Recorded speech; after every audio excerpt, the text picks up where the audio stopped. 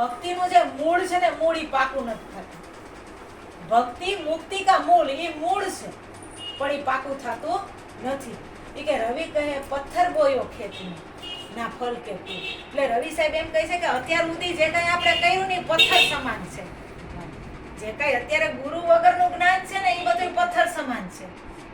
રવિ કહે પથ્થર બોયો ખેતમાં ના ફલ કે ફૂલ. તો એનાથી જે જો અહીંયા મિલરબાઈ નું ભજન છે, ગુરુ મારા સતની વેલડિયા ઉડા દત્ત ફળે લાગ્યા રે હા, કે બીજ વર્તીને તમે બીજ વાવો અને વાવો રે વિશ્વાસમાં. કરણીના તમે ક્યારા કરો અને પ્રેમના શીશ જો એમાં પાણી. ગુરુ મારા સતની વેલડિયા ઉડા દત્ત ફળે લાગ્યા છે. જો ઈ ત્યારે ઉગે ક્યારે? તો કે ગુરુના શરણે જાય ને ત્યારે. અત્યારે જે વાવ્યું ને ઈ ગુરુ વગરનું વાવેલું પાણા સમાન છે. કારણ કે એનાથી મળે તો શું મળે? સુખ અને દુઃખ, પાપ અને પુણ્ય.